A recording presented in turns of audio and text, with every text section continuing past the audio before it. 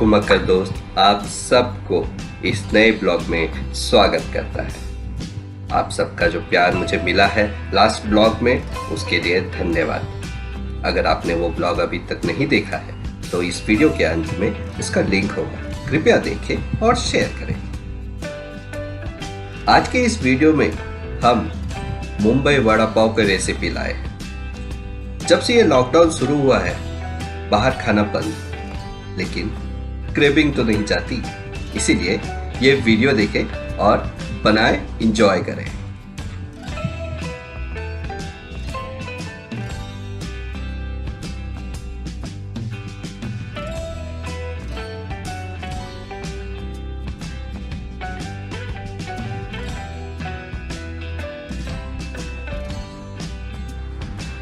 इसे बनाने का इंग्रेडिएंट्स स्क्रीन पे दिए गए हैं तथा वीडियो के अंत में डिस्क्रिप्शन में डिटेल में दिया गया है।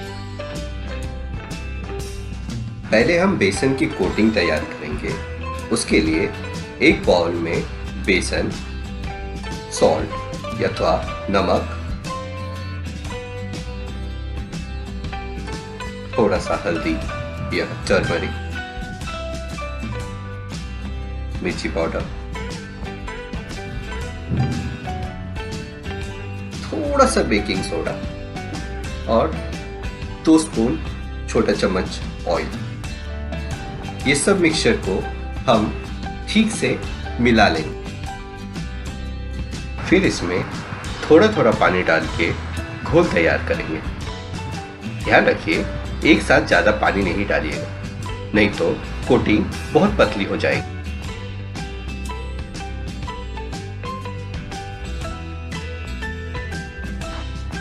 ये घोल अब तैयार है। इसे हम थोड़ी देर के लिए रेस्ट करने के लिए बगल में रख देते हैं और चलते हैं हमारे नेक्स्ट पार्ट की तरफ, जहां हम वड़ा तैयार करेंगे।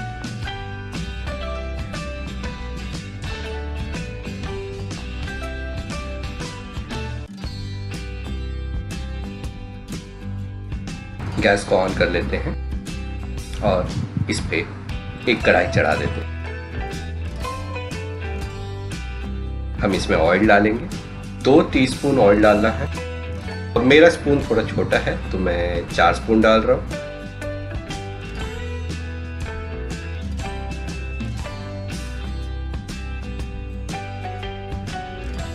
एक बार तेल गरम हो जाए तो इसमें हम डालेंगे राई।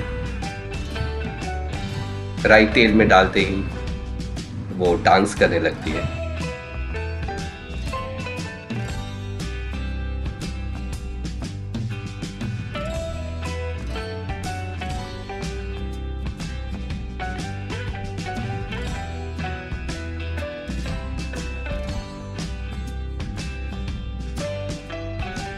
एक बार राई पक जाए तब हम इसमें मिर्ची और लहसुन का पेस्ट डालेंगे और कड़ी लीव्स डाल के एक बार भूंज लेंगे।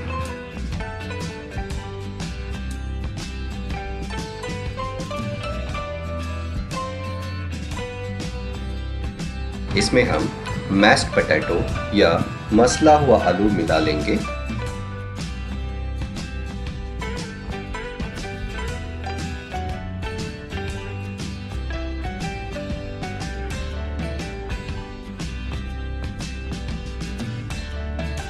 और एक बार इसे मिला लेंगे।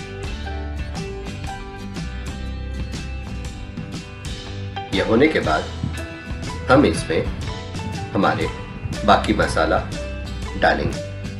हल्दी, मिर्च पाउडर,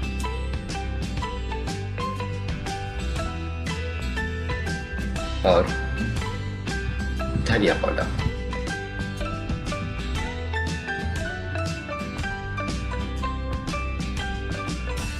लास्ट में कटी हुई धनिया।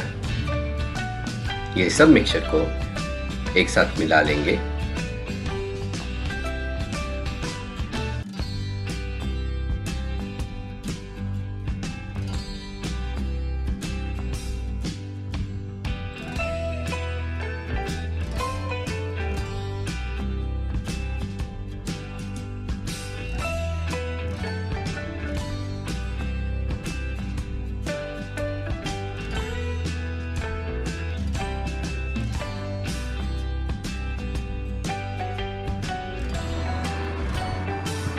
थोड़ा आमचूर डालेंगे इसमें और एक बार फिर अच्छे से मिलाएंगे।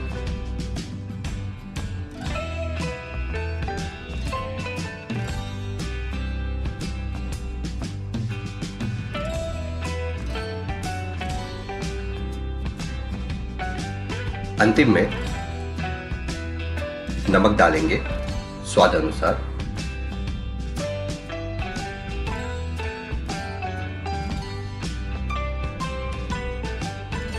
एक बार फिर अच्छे से मिक्स करके गैस बंद कर।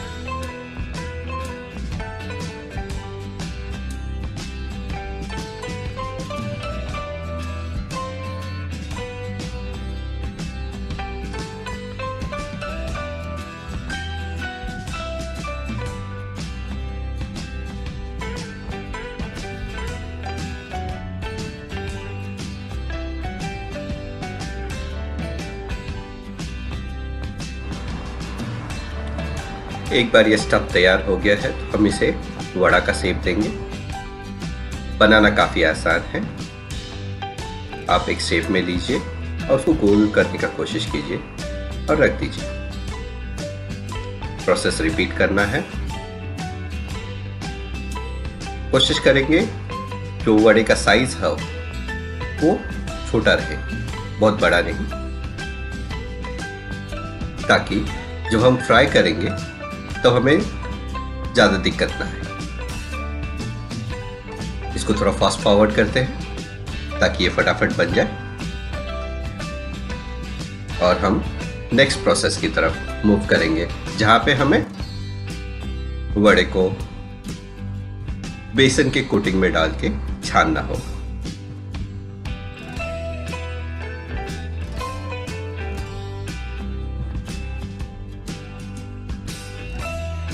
कैसा दिख रहा है?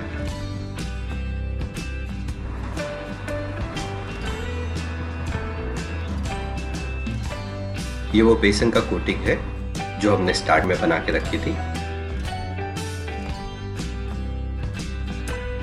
अब इसे छाना जाए। एक कढ़ाई में तेल लेंगे, तेल को गर्म होने देंगे और एक बार चेक करेंगे कि तेल गर्म हुआ है क्या।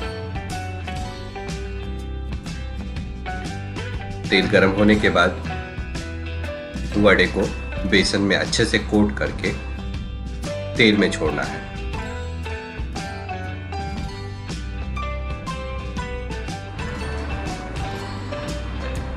एक चीज का ध्यान रखना है, जो फ्लेम हो या जो आंच हो गैस का वो बहुत तेज ना हो, मध्यम में या धीमी हो।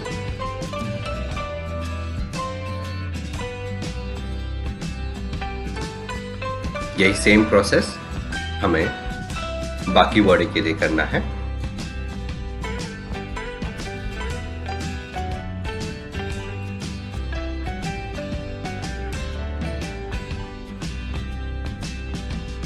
वड़े डालते टाइम जो एक्स्ट्रा बेसन का चूड़ा है वो काम की है, हमें आगे सूखा चटनी बनाने में काम आने वाली है। मेरे कढ़ाई में थोड़ी और जगह है तो वड़े और डाल देते हैं।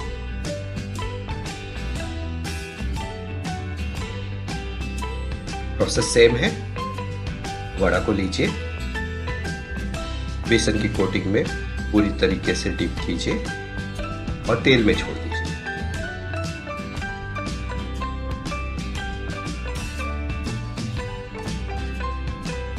गैस की आंच मीडियम हुए।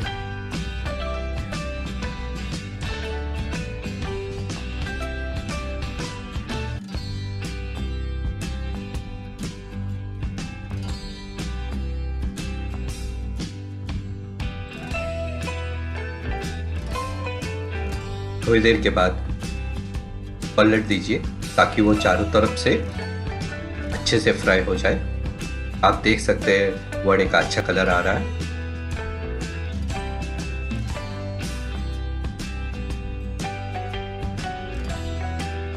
लाइट गोल्डन कलर होने के बाद हम इन वड़े को निकाल लेंगे।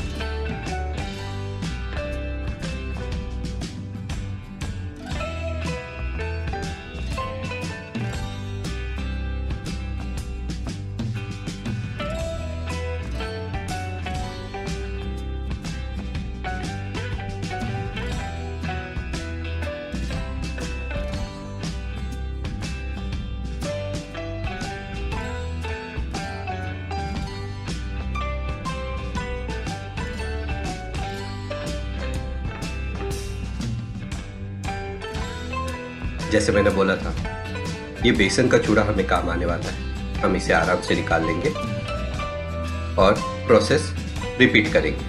बाकी बचे हुए वड़े को हम लोग कोट लगा के उसे फ्राई कर लेंगे। अभी हम सूखी चटनी बनाएंगे। यहाँ पे हमें सींगदाना, छोटी कटोरी, फ्राई वाला चूड़ा बेसन का, खोपरा घसा हुआ और 4-5 क्लोव्स लहसुन के और नमक बहुत थोड़ा सा। यहाँ पे जो बेसन का चूड़ा है इसमें ऑलरेडी नमक है, इसलिए नमक, थोड़ा सा नमक और मिर्ची पाउडर डालेंगे। कोशिश कीजिएगा कि आप जो मिर्ची पाउडर यूज करें वो कश्मीरी मिर्ची हो।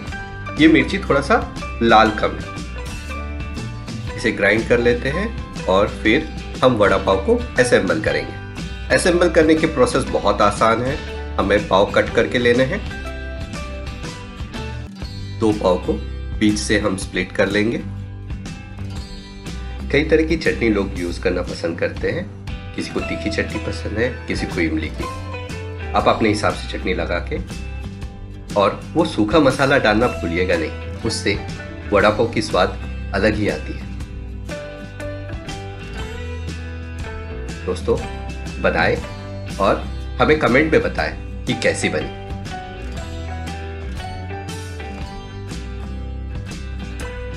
होप आपको वड़ा पाव की क्रेविंग नहीं होगी।